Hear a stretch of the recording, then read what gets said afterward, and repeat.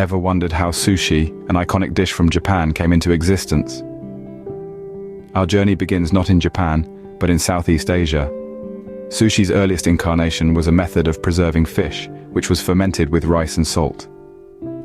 This technique, known as narazushi, was a practical solution to the problem of food preservation in the ancient world. The rice was discarded after the fermentation process, leaving behind a tangy, edible fish. Over time, this preservation method traveled up the Mekong River and reached Japan around the 8th century. The Japanese, renowned for their innovative spirit, added their own flair to this technique. They began eating the fermented rice along with the fish, marking the birth of sushi as we know it today. But sushi's evolution didn't stop there. By the 17th century, the Japanese started using vinegar to season the rice, a method that not only enhanced the flavor, but also significantly reduced the fermentation time. This version of sushi, known as hyazushi, was easier to prepare and quickly became a popular street food. As sushi continued to evolve, it moved from the streets to the high-end restaurants. During the early 19th century, a form of sushi called edomae sushi emerged in the city of Edo, which is known as Tokyo today. This fast-food-style sushi was made with fresh seafood from the Edo Bay and was served as a quick, on-the-go meal for the busy city dwellers. In the following years, sushi underwent further transformations with the invention of nigiri sushi, where a slice of raw fish is placed on a hand-pressed mound of vinegared rice. This style of sushi, which is the most widely recognized form globally, was born in the vibrant streets of Tokyo and is often considered the epitome of sushi craftsmanship.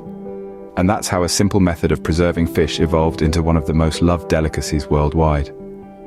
Now that we've whet your appetite with the tantalizing history of sushi, how about we dive into the process of making it? Creating sushi starts with having the right ingredients. Our journey to crafting the perfect sushi begins in the kitchen, where we gather everything we need. The soul of sushi lies in its rice. Known as sushi-meshi, it's a type of short-grain rice that boasts a sticky consistency, perfect for sushi. Next we have nori, a type of seaweed that holds our sushi together. Now onto the star of the show, the fresh fish. Whether it's silky salmon, tender tuna, or any other seafood of your choice, remember, the fresher, the better. We also need an array of vegetables for that crunch and color. Think cucumber, avocado, or even pickled radish. Lastly, we have our condiments. The pungent kick of wasabi and the salty tang of soy sauce, these add depth to our sushi experience. Remember, the magic of sushi lies in the freshness and quality of each ingredient. With our ingredients ready, it's time to don our chef's hat and start crafting our sushi. The heart of any sushi is the rice, and its preparation is an art in itself. To begin with, we'll need short-grain Japanese rice.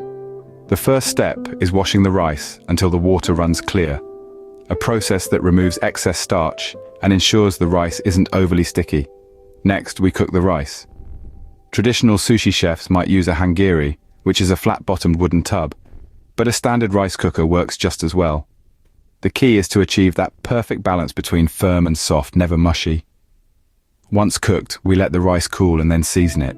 For this, we'll use a blend of rice vinegar, sugar, and a touch of salt. This mix adds that distinct, subtly sweet flavor to our sushi rice. Finally, we gently fold in the vinegar mix, being careful not to mash the rice. The result, perfectly seasoned, sticky sushi rice ready to be rolled. With our sushi rice ready, we're one step closer to our sushi feast. Now comes the exciting part, assembling the sushi. Let's start with the nori, the seaweed sheet that's the backbone of our sushi roll. Lay out the nori on your bamboo mat, smooth side down. This sheet of edible seaweed not only adds depth and flavor to our sushi, but also holds everything together in a neat package. Next, we're going to spread the sushi rice we prepared earlier onto the nori.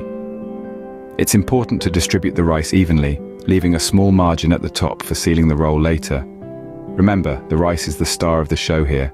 It's the perfectly seasoned rice that turns simple ingredients into a symphony of flavors.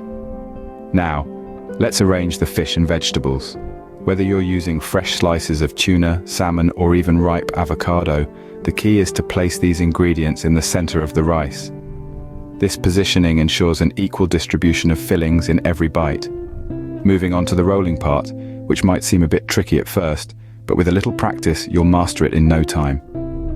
Using the bamboo mat, apply gentle pressure to shape and tighten the roll. The trick here is not to squeeze too hard, or you'll end up squashing the ingredients. Once you've rolled your sushi, it's time to slice it properly.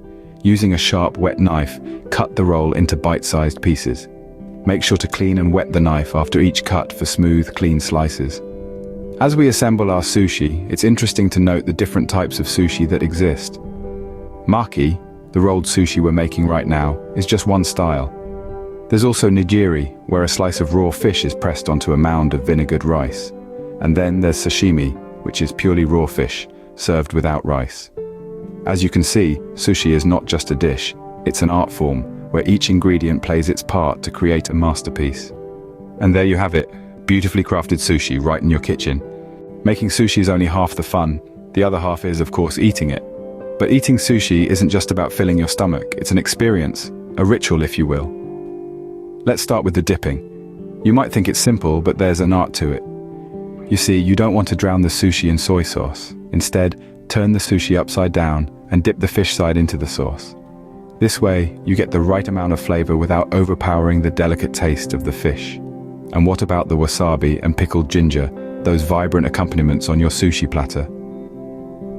Wasabi, with its fiery kick, is traditionally placed between the fish and the rice, offering a subtle heat that complements the sushi.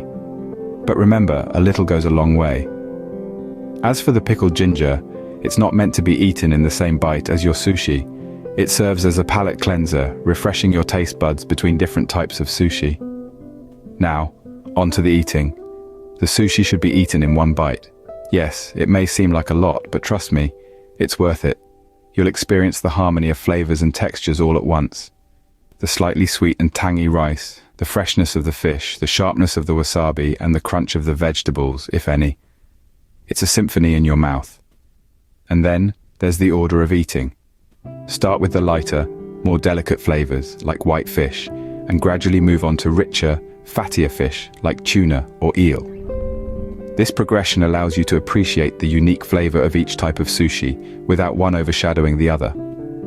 And that, my friends, is the delightful journey of sushi, from its rich history to your plate. Now go forth and enjoy this culinary delight.